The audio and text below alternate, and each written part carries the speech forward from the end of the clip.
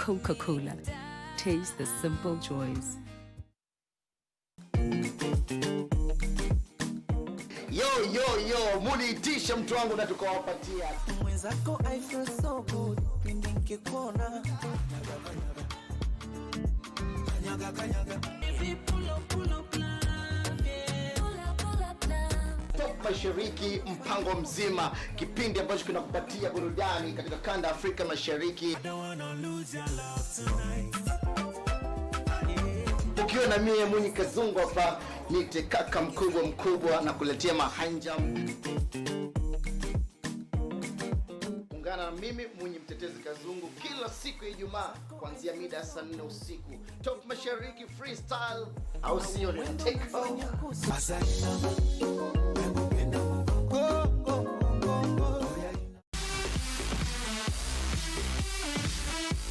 The date for the FA Cup final is set, and so are we, as Arsenal and Chelsea face off again on the 1st of August at Wembley. The All London affair will be broadcast live and exclusive on KBC Channel 1 this Saturday from 7:30 p.m.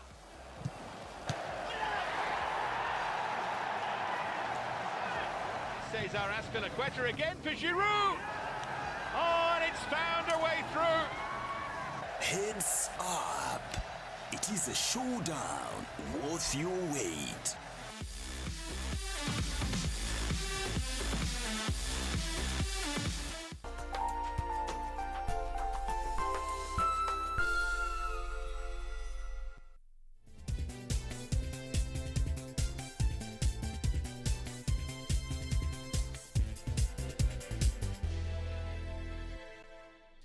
Welcome back. Thank you for staying with us. Now, boda riders operating in Gatongora village in Ruiru have raised concerns over increased attacks targeting their members. The concerns coming after a rider was brutally murdered on Tuesday evening in the latest of attacks that have left at least 6 riders dead since the start of the year. It has been uncertain times for boda riders operating in Gatongora village in Ruiru, with their members becoming the target of a killer gang. The latest victim of the attacks being 19-year-old Duncan Kimani, who was brutally murdered on Tuesday evening. His colleagues say he was a victim of a robbery targeting his motorcycle. Sai huyu ndiye kijana wangu wa pili kuuawa akinyang'anywa pikipiki. Mmoja ndiye huyo unasikia anaitwa Simon Mwangi, na ndiye aliuliwa pale Agape akatolewa mpaka ngozi. In May this year, another rider was murdered in cold blood. The two cases just a reflection of the danger faced by the riders in the hands of criminal gangs. Kwa hapa sababu tumekasirika. Vijana under 20 years wala wamekataa kupiga watu geta, wamekuja kwa pikipiki, watu wanakuja wanawaimbia na anaua. Kumaanisha wenye wanauana ni kama wanajua huyo mtu.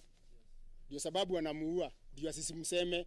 The riders are pointing an accusing finger at regional police over what they say have done a little to address their concerns. Ofisi yenye inachunguza maneno ya ile ya CID. Hakuna ripoti yote inahusu wale watu wameuawa, na sio mtu mmoja. Sasa Gatongora tukihesabu tuko karibu watu 5. Tulianza na Deno, tukakuja wanapotea na tunamzika, na hiyo mambo inasaulika. So tunashindwa, kwani zile picha zote zinachukuliwa. Officers wanakuja wanachukua picha, wanafanya investigation yao, kwani inaendanga wapi? Efforts by Area Assistant County Commissioner Francis Kimeo to calm the furious riders did not bear fruits, as they later proceeded to the Ruiru Sub-County Police Headquarters, where they were dispersed by police. Yusuf Farah, Channel 1 News. Now, the government is set to act as a guarantor of loans given to micro, small and medium enterprises owned by special interest groups who secure tenders with the government. This will take effect if amendments to the Public Finance Management Act are assented into law. Legislators in supporting the changes acknowledged youths, women and persons with disability were facing challenges accessing finance to do business with the government.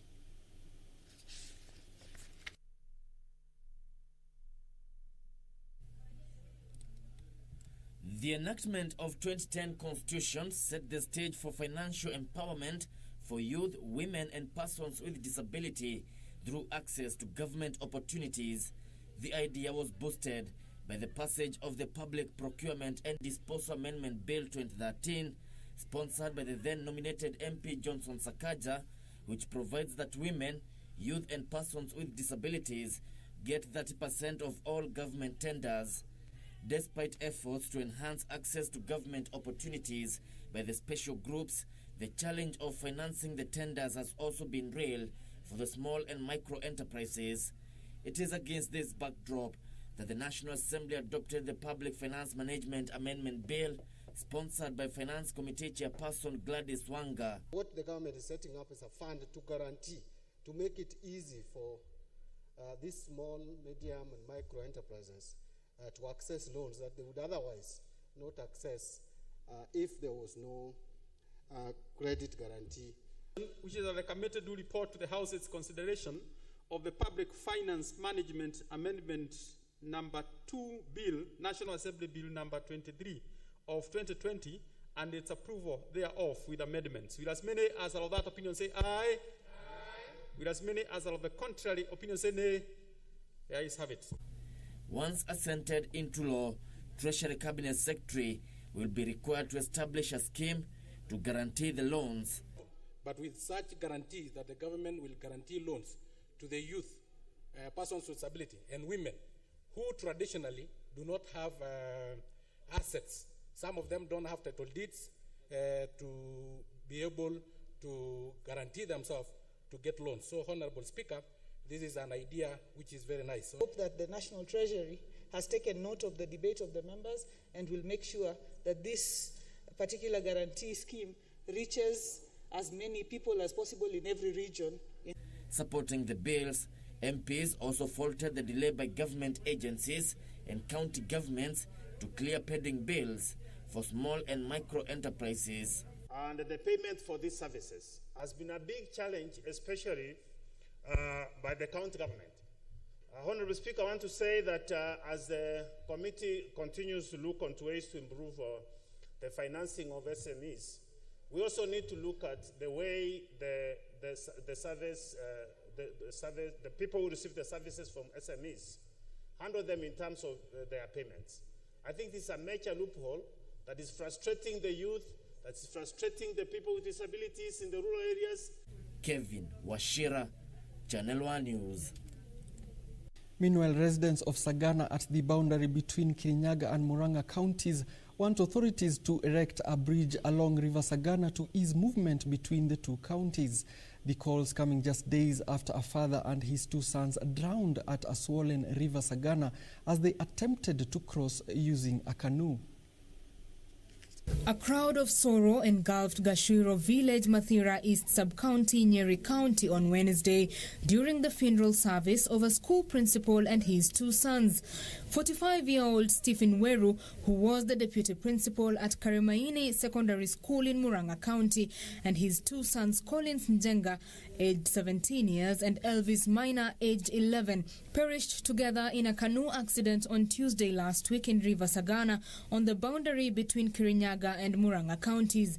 The trio was trying to access their farm using a canoe when it capsized and were drowned in the middle of the river. Tumepoteza mtu mzuri mwenye alikuwa ametusaidia sana kwa kanisa, na tunaomba Mungu awaraze pema peponi, halafu aendelee kushikilia familia yao. Murang'a Catholic Bishop James Maria Wainaina, who presided over the funeral service, urging the national and the Murang'a and Kirinyaga county governments to construct a bridge in the area to ensure no more lives were lost through drowning. Ni eneo kubwa na mto ni mrefu, mahali ambako kuna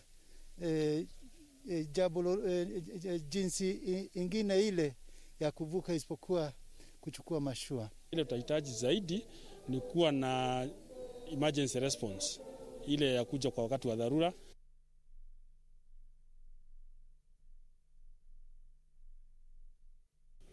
Elsewhere, families of victims of defilement in Busia County are accusing investigative agencies of conducting shoddy investigations resulting in dismissal of the cases.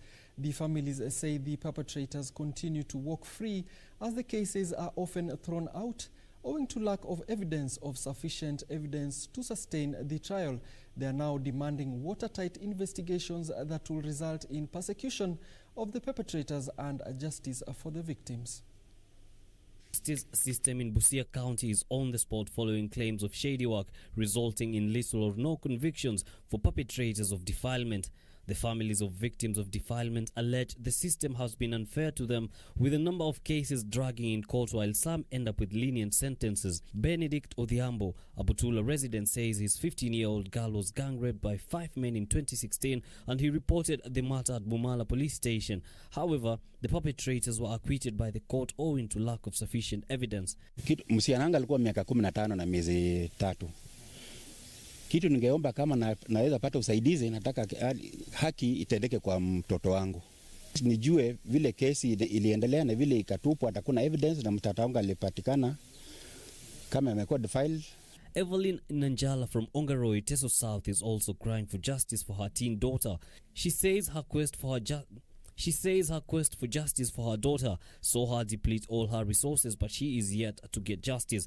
Her daughter was defiled in 2010 at the age of 15 by a neighbor who is well known in the area. She says in the process her daughter was impregnated and gave birth to a boy child, and says the case didn't favor her. She was left to take care of the boy after the court cleared the culprit. Kuja kwangu akaniambia, mama, kenye na kuomba ni hii, wacha nikulipe 15,000 tutupe hii kesi. Nikaambia yeye pesa haitoshani na uhai ya mtu. Alex Etanga kaniambia, ulikuwa unakimbia ati wewe ndio unajua. Sasa umepata nini? Kapaki tu hivyo. Nimepoteza ng'ombe zangu 2. Nimepaki na mtoto, hakuna usaidizi. Paul Murunga, an advocate of the High Court and Programs Officer for End Sexual Violence in Africa at Equality Now, however, said most cases on sexual violence are acquitted, or even perpetrators end up getting lenient sentences due to a number of reasons. Case karibu na prosecutor, itafika dakika unaona mnaanza kukua maadui.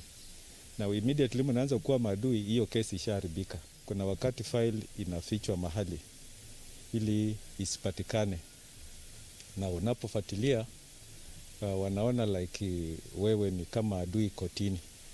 Kwa mfano, mtoto anadifailiwa akiwa na 16 years. Atafika 22 years, kesi haijaamulika kotini. Deputy Director of Children's Services Patrick Mukolwe revealed that the culture and traditions surrounding the issue of gender and sexuality in African society makes it difficult for the victim to report the case to the relevant authority on time, especially when the case is involving a close family member. He appealed to the government to support the county by establishing children protection centers and courts across the 7 Busia sub-counties to reduce the workload. The parents might be bribed, what we call kangaroo courts. They sit at home, agree. They are paid small stipends like 10,000, 5,000 to make sure that they don't go further to follow up the case. Patrick further added that the issue of corruption and bribery are some of the challenges hindering progress of the same cases. Yusuf Farah, Channel 1 News. Now, farmers in Moi village along River Sabaki in Malindi sub-county are counting losses after their crops were destroyed by marauding hippos. Now, the farmers are blaming area wildlife officers who they say have failed to address their concerns despite numerous complaints. For farmers in Moi village along the Sabaki River in Malindi sub-county, weeks of toil tending to their crops have been reduced to work in futility after marauding hippos invaded their farms, destroying tens of acres. The irate farmers are vowing to take matters into their own hands and kill the hippos or drive them away from the area for the sake of their agricultural livelihood.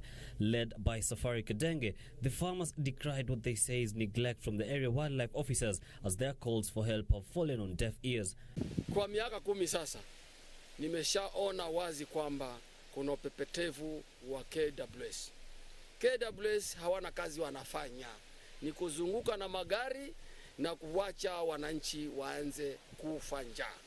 Safari adding that more than 40 hippos roam the area from as early as 6 p.m, causing tension in the sleepy village. Na COVID-19 pia imeleta njaa Kenya, imeleta ufukara, na bado tunalima, wanyama nao wanakuja na tutatiza. Tufanyeje? Nataka jibu kupitia kwa rais, tufanyeje? Ikiwa ni tufe njaa sawa. Ikiwa ni tulime tupate chakula, viboko viondoke Moi. viondoke. Dominic Kiplagat-Kenei of the HIPPO campus group operating at Moi and other adjacent villages say the organization is working closely with an international wildlife protection program group to come up with a solution to the hippo problem. He said tagging the hippos with a chip will help raise the alarm whenever the animals come closer to the farms. Tumeungana na wajamaa kutoka ng'ambo, kutoka Canada, na tunajaribu kutafuta mbinu ya kuwafuata wale wanyama, kama kuwaweka kitu kama microchip ya kwamba wakiwa wamezunguka, wakifika area fulani wanaweza trigger alarm fulani ikajulisha wenye kijiji ya kwamba kuna mnyama kwa hiyo area. Dominic, however, added that human encroachment on the formerly empty lands where the animals graze was among the contributors to the problem. Yusuf Farah, Channel 1 News. Elsewhere, Kenyans have been challenged to embrace yoga to enhance their immunity in the wake of the threats posed by the coronavirus pandemic. Now, speaking during a ceremony to award winners of a yoga blogging video and quiz competition, Acting Indian High Commissioner to Kenya, Ashish Sinha, said yoga improves flexibility and builds on the strength which are critical in helping the human body withstand the effects of a COVID-19 disease. This year marked the 6th edition of International Yoga Day, but the fanfare and festivities that often characterize the Yoga Annual International Day were not to be witnessed due to the current COVID-19 pandemic.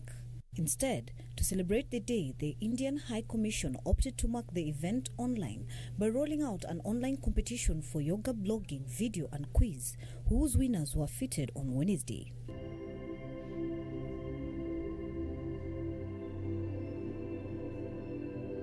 Speaking during an event to feat the winners, Indian Acting High Commissioner to Kenya, Ashish Sinha, said yoga, which involves physical, mental and spiritual practices, is critical to enhancing immunity and body strength, elements that are key in helping the body withstand the effects of COVID-19. So it's very interesting. Hindu Council keeps health and environment together, and yoga really brings the harmony with the environment and ensures your good health. So I was very impressed with this division inside the Hindu Council. India has played many times a role of lighthouse for the world. And I'm proud to say, because somehow we all are connected. This is another occasion where Indian Prime Minister took this initiative to make yoga as a valuable practice to be performed by each and every human being across the world, and that's how this United Nations request were being, and 174 countries altogether agreed to accept this as an International Day of Yoga by United Nations. Speaking at the same event, Hindu Council of Kenya Chair Kamal Gupta said yoga could offer critical contribution towards universal health care, especially when the country is struggling to cope with the coronavirus pandemic. This is the time, this pandemic specifically, when we are talking about COVID, there are no other answer but then yoga. Whether you want to perform breathing exercises or whichever way possible, this is how you can ensure that you are healthy, protected, and at the same time you are ensuring that people around you are also in good health and shape. That's why many of us are regularly performing, and we are proud to have a wonderful yoga performing team with us also. For Channel 1 News, I am Emily K. Bade.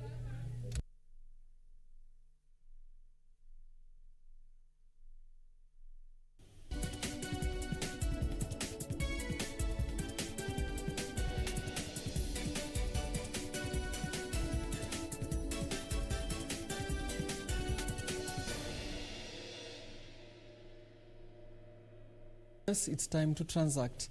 Now, Safaricom board member Michael Joseph has been elevated to chair the board of the listed telco effective from next month to replace Nicholas Nganga, who is retiring from the position he has held since January 2007.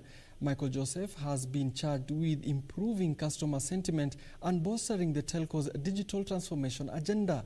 This was announced during the firm's AGM that was held online to comply with the COVID-19 recommendations by the government. Michael Joseph, who has held various positions at Safaricom, including CEO, board member, and acting CEO, has been named the chairman of the board of directors. Joseph, who has served as a non-executive board member since September 2008, replaces Nicholas Nganga, who is retiring after serving in that position since January 2007. Nganga is credited with the oversight of rapid network development and expansion. This makes it a double change for the telco, whose new CEO, Peter Ndegwa, took over in April this year. Joseph has been charged with a mandate of, among others, improving customer sentiment, greater brand consideration, and bolstering digital transformation agenda. Now, the changes were made during the firm's annual general meeting that was held virtually in light of the prevailing circumstances brought about by the COVID-19 pandemic. The proceedings were streamed live via a link to shareholders who had registered to participate. Shareholders approved a dividend payout of 1 shilling and 40 cents per share that would be paid in a month. Regina Manyara reporting for Channel 1 Business.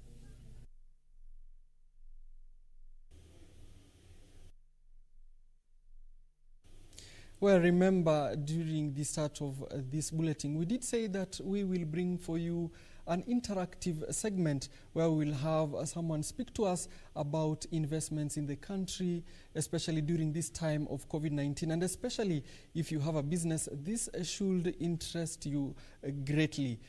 Joining us on set, we have with us the Vice Chair of the Kenya National Chamber of Commerce and Industry, Dr. Eric Ruto. Welcome to set, Dr. Ruto.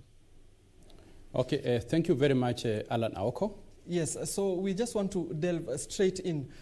Bundling with what KNCCI stands for, what exactly do you hope to bundle for, the interests of business communities during this time of COVID-19? Okay, thank you very much, Allan Aoko and KBC Channel 1. It is indeed a pleasure and a privilege to be invited to KBC Channel 1 as a Kenya National Chamber of Commerce and Industries. As you have said, I'm the National Chamber Vice President.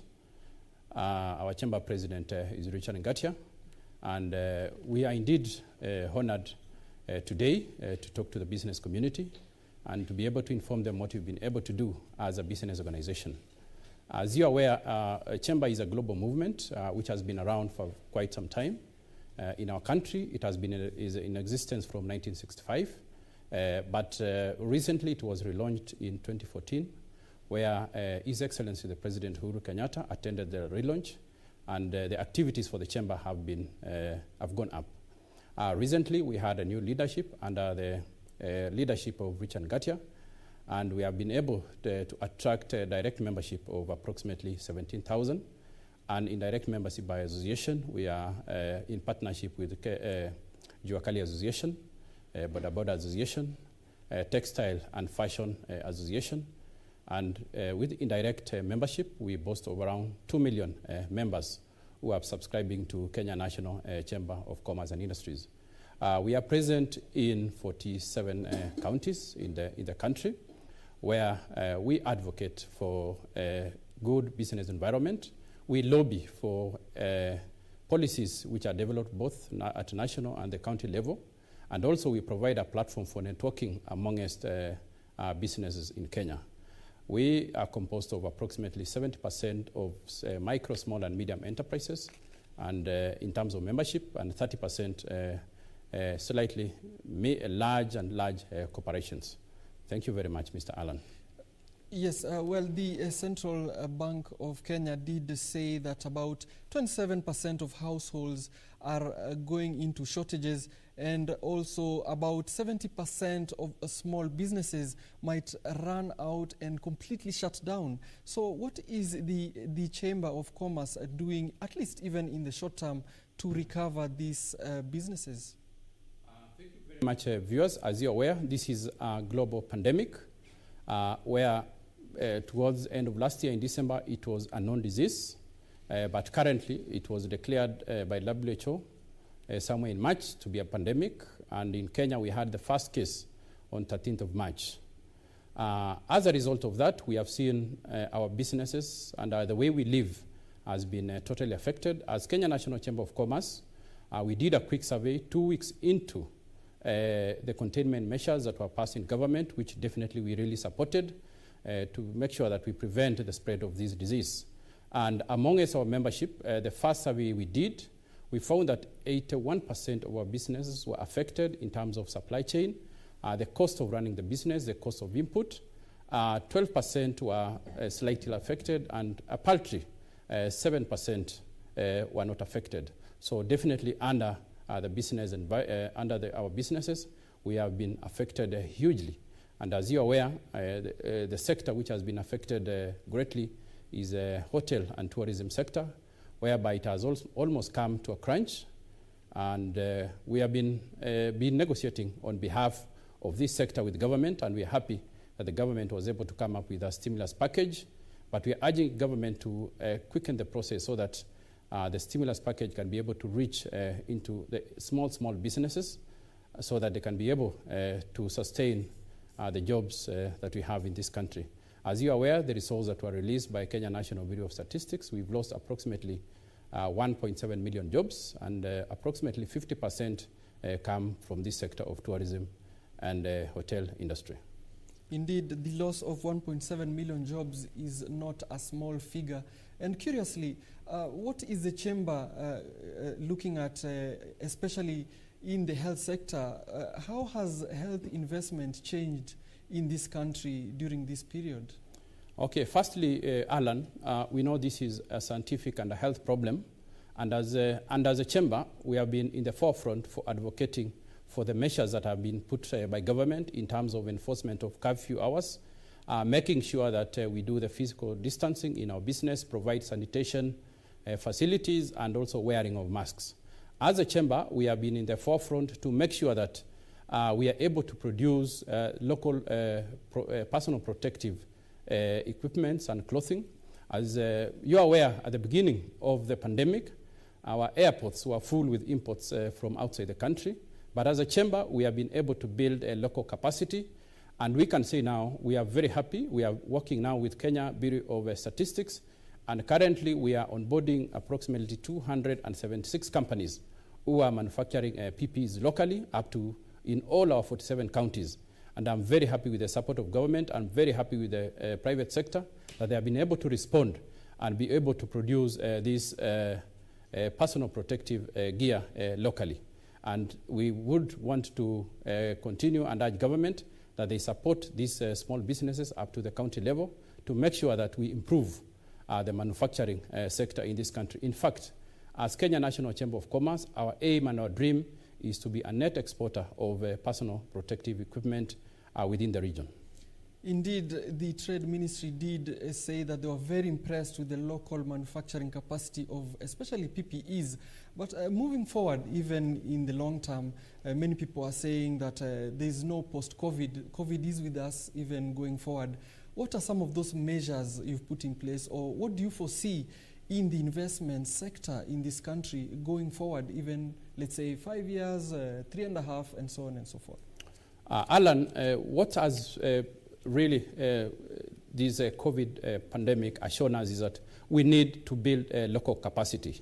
So what we are seeing as Kenya National Chamber of Commerce and advocating for the business interest of the private sector in Kenya is to make sure that we build a local capacity. We were at the forefront in terms of lobbying and negotiating with government to make sure that this period we are able, the businesses are able to go through, and we are happy that the government was able to lower corporate tax to 25%, reduce VAT to 14%, fasten refunds of VAT that have been verified. And I would like to mention that this has happened, although it's a slow pace, and we want government to be able to fast track. So therefore, we have been, this COVID is going to be with us for the rest of, most likely, for the rest of our life. But as a country, we need to build a local capacity. We need to improve the skills so that we are able to produce locally. In fact, as you're aware, in terms of import-export, we are at negative of 1.1 trillion. But as Kenya National Chamber of Commerce, we have MOUs going across 142 territories around the world. And one of the aim of these MOUs is to make sure that we increase exports from Kenya to outside the country. And for those members who might want to access international markets, you are welcome to join Kenya National Chamber of Commerce membership. We shall be able to provide you with business intelligence information.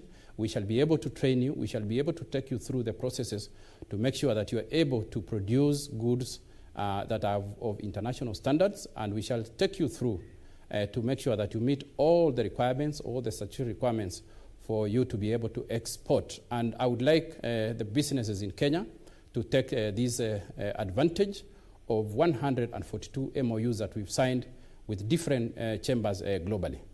Indeed, as we are pressed for time, but very briefly for the benefit of our viewers, if I am a small business and I want to benefit from the chamber, how do I go about getting in touch with you and also getting the full support of the chamber? How do I do that? Okay, quickly, Alan, before I go into that, I would like to mention that during this time of COVID, the Kenya National Chamber of Commerce, under the leadership of Richard Ngatia, we have been able to sign MOUs with Kenya Bank Association, and this one, our primary aim is to increase financial literacy amongst small and medium enterprises. It's a program that has been ongoing. We are also in the agri-business sector, whereby we are collaborating with two organizations, that is AGRA and Switch Africa Green, in terms of increasing competitiveness in the agri-processing sector, and we've been able to train quite a number of farmers in the dairy sector, coffee value chain, and the mango value chain. In addition to that, during this COVID time, we have also realized that we need to work with the counties and increase investments in the counties. And because we have information and investment opportunities that are coming to the chamber, our chamber president has been able to negotiate and sign an MOU with the Council of Governors, which was witnessed by His Excellency Oparanya and our chamber president, and we shall be able to work together with the counties to make sure that we take investments up to the village level. As we come to how can businesses access the services of Kenya National Chamber of Commerce, we are present in 47 counties, so I urge the small and medium enterprises to visit our offices in the 47 counties. And if you want to access, because we are virtual and digital, you can be able to visit our website, that is www.kenyachamber.or.ke. Indeed, thank you very much for speaking to us. We've been speaking to Dr. Eric Ruto, who is the Vice National Chair of the Kenya National Chamber of Commerce, and we're talking about the stimuluses for businesses during this time, also talking about financial literacy that is important at this time, and also the trade deficit, including partnerships that will enhance increased competitiveness for businesses. Now, moving on, the battle for premium television customers has intensified with the launch of LG NanoCell 8K resolution television in the market about a year after Samsung Electronics unveiled its 8K model. LG Electronics Eastern Africa content manager William Kamore says the NanoCell set offers advanced artificial intelligence, customizing picture and sound quality to the viewer. Even as electronic companies ponder over what to do with the gadgets unveiled during the Consumer Electronics Show held in January in California due to COVID-19, some companies have opted to unveil their inventions to the market. LG Electronics is one such firm which has unveiled the NanoCell 8K resolution television set in the Kenyan market, becoming the second firm to unveil the model a year after the launch of a similar resolution TV by Samsung Electronics. For what it means in a Kenyan market, it means our consumers are getting future-proof TVs, meaning whichever content you will get, the TV can be able to display in near 4K and 8K quality. The firm says it has enhanced the smart AI function in the NanoCell television, making it very user-friendly to the customer. The AI optimizes on your picture and your sound quality, on the content you're watching, on how your room is, how your environment is, and delivers the best in terms of picture and sound quality. LG Electronics is banking on the nano connection components that allow users to easily link up and control other smart devices. You can get to have your home appliances connected to the TV. So refrigerators, washing machine, dishwashers, Even smart bulbs, even smart curtains, you can be able to connect on the TV. And third, you can be able to connect your mobile devices. The firm hopes advanced features will help it ward off competition in the premium TV market. 50 finalists have emerged in the second edition of a Jack Ma Foundation competition that seeks to support African entrepreneurs. The top 10 finalists in the African Entrepreneur Prize Initiative competition will share a prize pool of $1.5 million this year and gain access to mentorship. Startups from Kenya and Nigeria were among the top 50 finalists selected to compete for this year's African Entrepreneur Prize Initiative. The 50 entrepreneurs will continue their journey in the competition for a chance to become one of the 10 entrepreneurs that will compete in the grand finale later this year. Africa's Business Heroes program aims to be inclusive, providing entrepreneurs from all over Africa with a platform to showcase their talent and business ideas, regardless of nationality, industry, age, or gender. The program seeks to empower top 10 startups with innovative ideas that could boost Africa's development in today's digital era. The foundation last year gave out $1 million to 10 startups in Africa, but this year the foundation increased the prize money to $1.5 million. Elsewhere, business groups in South Africa have warned that the country's economic recovery could take 2 years or longer because the economy was already weak at the start of 2020 and before the COVID-19 pandemic hit. The latest modeling exercise by Business for SA has shown it will take a minimum of 2 years for South Africa's economy to recover to levels seen before the start of the COVID-19 related lockdown in March 2020.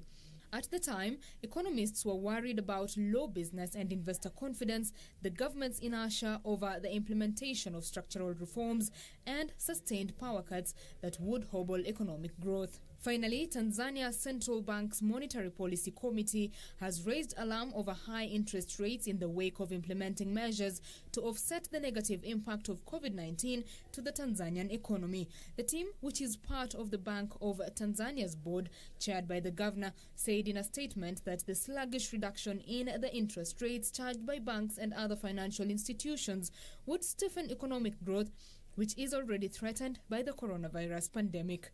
Betty Kiptum, Channel 1 Business.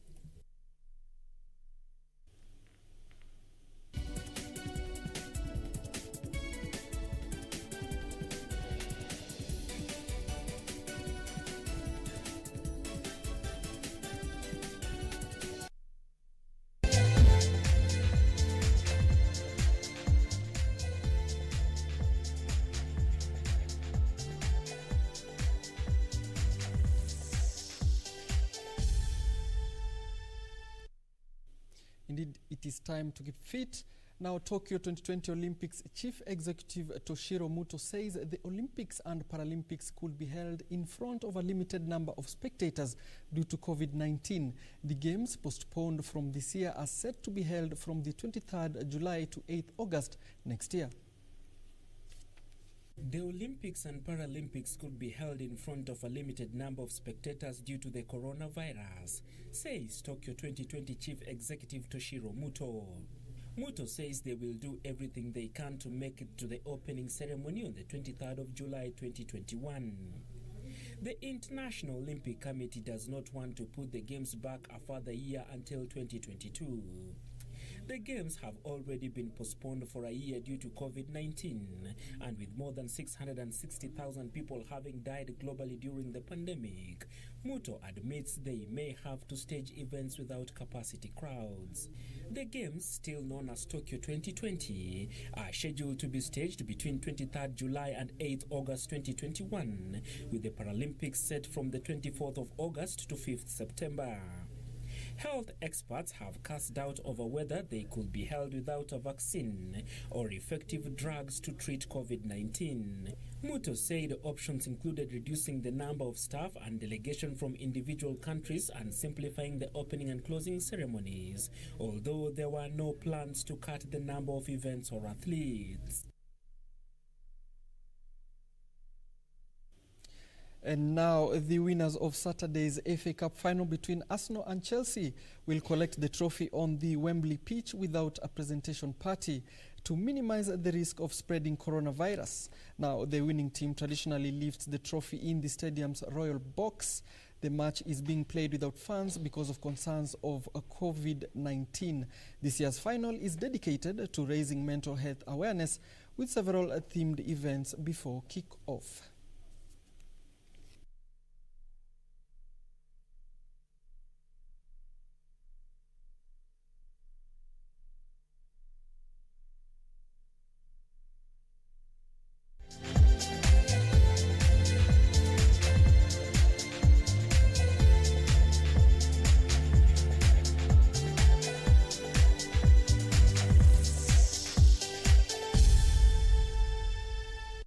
It has been a joy, a privilege, and an honor to have you on board with us. It is time to end the bulletin. Thank you very much. My name is Allan Aoko, and on the bottom of your screen was Lensa Odingo. Whatever you do, keep it productive. Goodbye for now.